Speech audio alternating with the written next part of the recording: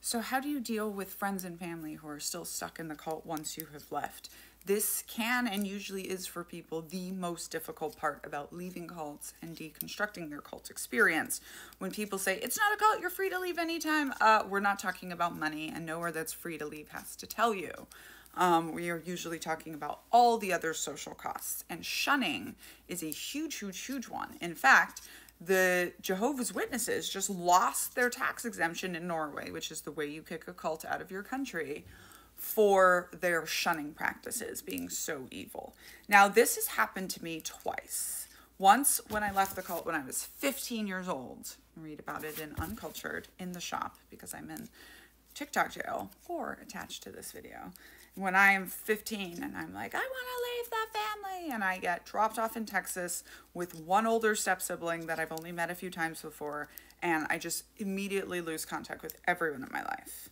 Then that was in 2003. About 7 years later, my family ends up leaving the cult. Everyone except my grandfather, who still runs the money, even though he does have a relationship with us. And that was when I sort of got my family back.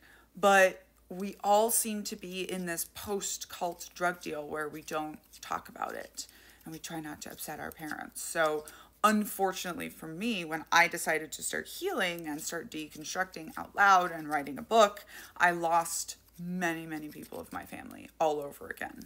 And I was fortunate that I didn't lose my mom. She's decided to do her own deconstruction. She's actually here on TikTok, Grieving Next Door Mama, creating a space for grief and loss for mothers who have lost children. So one, that has taken a lot of work. And two,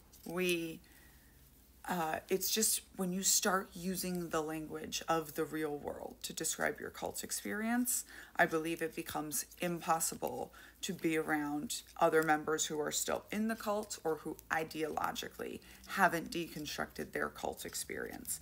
Because what the cult gives you is a very black and white explanation of whether this is okay, of whether or not they're a cult, of what this is that we are doing.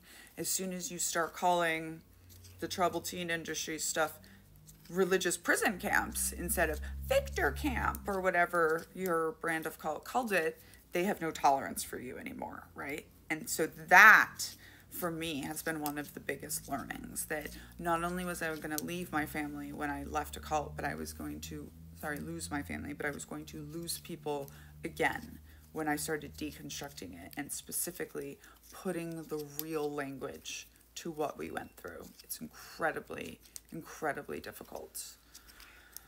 There's not really a formula to what you can do for your family members that are still in the cults, because nobody can break anyone else's brainwashing. I think that's because we buy into our own brainwashing. So it's really, really hard to predict what brainwashing is going to be for a specific person. But the advice we usually give is try to stay in contact.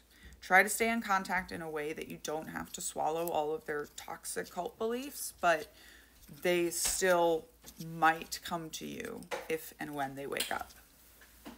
I'm Danielle. I study cults, tyrants, and bad guys. I wrote a book called Uncultured about growing up in the Children of God religious cult and going into the cult of the U.S. Army.